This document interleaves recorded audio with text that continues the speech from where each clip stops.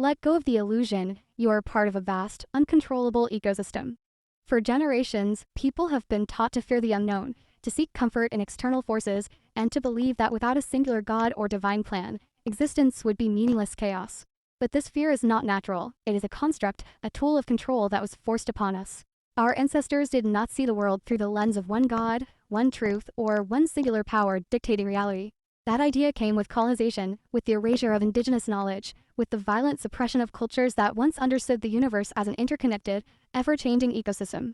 Before the influence of monotheistic religions and colonial rule, many cultures saw the world as a vast interplay of forces, spirits, and energies, each holding power in their own right. There was no need for a single entity governing all, because existence itself was seen as self-sustaining. Nature did not need permission to grow, storms did not require divine justification, and balance was something that emerged, not something imposed. But colonization sought to strip people of this understanding, replacing it with doctrines that centralize power, both spiritual and political. The idea of one God, one ruler, one divine plan, mirrored the structure of empire. It told people that their lives were not their own, that they existed at the mercy of a higher authority, and that questioning that authority was heresy. This was not enlightenment, it was subjugation. Religion as a tool of control, the myth of the divine plan. Many assume that gods, deities, or higher intelligence are necessary to create balance, as if the universe would collapse into meaningless chaos without them. But what people fail to see is that balance is an inherent process, not an assigned task. The planets align, the galaxies expand and contract, elements merge to create new life, all without a singular will orchestrating it. The concept of a divine plan was never meant to enlighten, it was meant to pacify. If people believe that everything happens for a reason, that all suffering is part of a greater purpose, they are less likely to resist oppression. They are less likely to reclaim their power. They are less likely to recognize that the only thing guiding reality is the interaction of countless energies, not the will of a god.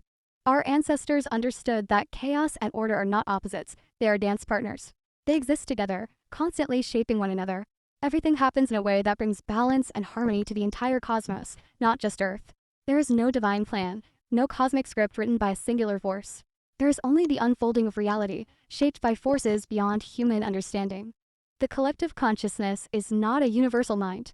Another misconception is the idea that we are all one mind, experiencing itself. Many point to things like telepathy, synchronicities, and shared emotions as proof that we are all fragments of a singular consciousness. But the collective consciousness is not a godlike intelligence overseeing all, it is simply the shared energetic and mental state of those currently alive. Yes, we can sense each other's emotions, thoughts, and even intentions. But this does not mean we are all one being. Instead, it is a reflection of how deeply interconnected we are as a species. Telepathy, intuition, and synchronicities are not proof of oneness, they're proof that our energies influence one another.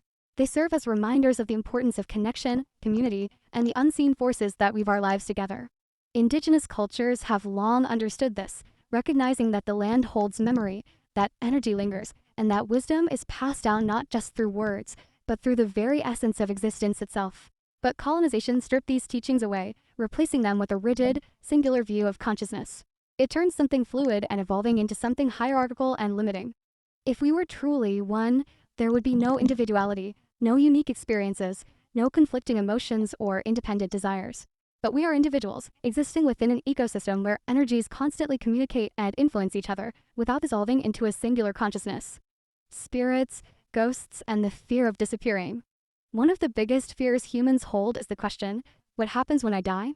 This fear is so powerful that it keeps people clinging to the idea of a singular afterlife, reincarnation, or returning to a source. But just because something is unknown does not mean it must be explained through singularity. Many people see, communicate with, and assist spirits, which they take as proof that the soul continues on in an eternal form. But if we look deeper, what do spirits truly tell us? They remain only when there is unfinished business, attachments, or lingering energies. They are not proof of an afterlife where all beings exist eternally. They are proof that energy can become temporarily stuck when tethered to something unresolved. And what happens when a spirit completes its unfinished business? It disappears, dissolving into the unknown. Many fear this disappearance, assuming it means non-existence. But energy does not simply cease to be, it transforms, it moves, it continues in ways we cannot yet comprehend. Our ancestors understood this cycle intimately. They did not see death as an end, nor did they cling to rigid ideas of afterlife or divine judgment. Instead, they honored the transition of energy, recognizing that what we are now is only one form of existence, and when this form ends, our energy continues. But colonization sought to erase this understanding, replacing it with heaven and hell, salvation and damnation, tools of fear, designed to keep people from questioning. People want to believe in a singular afterlife, a final destination, because the thought of truly letting go terrifies them. The fear of, I don't know what happens when I disappear, is what keeps people clinging to the idea of a universal self, a divine plan, or a singular creator. But what if we embraced that fear instead of trying to erase it? What if we accepted that existence is not about returning to something, it is about continuing, changing, and becoming something new? We are not one, we are a cosmic ecosystem of infinite energies. Everything in existence interacts, but that does not mean it is all one thing. Just as the ocean is not the same as the sky, just as the stars are not the same as the earth, just as you are not the same as me, existence is a complex, interwoven system of energies, distinct yet connected.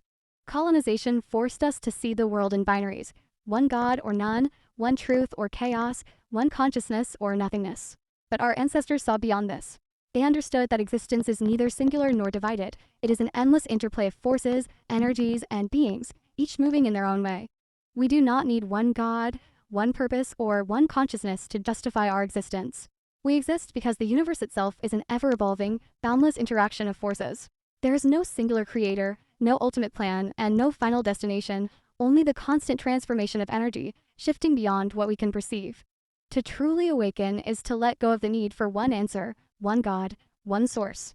To awaken is to reclaim the wisdom stolen from our ancestors, to recognize that we were never meant to live under a singular authority, and to embrace the vast, chaotic, uncontrollable beauty of existence. You are not a fragment of one great whole, you are your own force, moving, shifting, and endlessly becoming.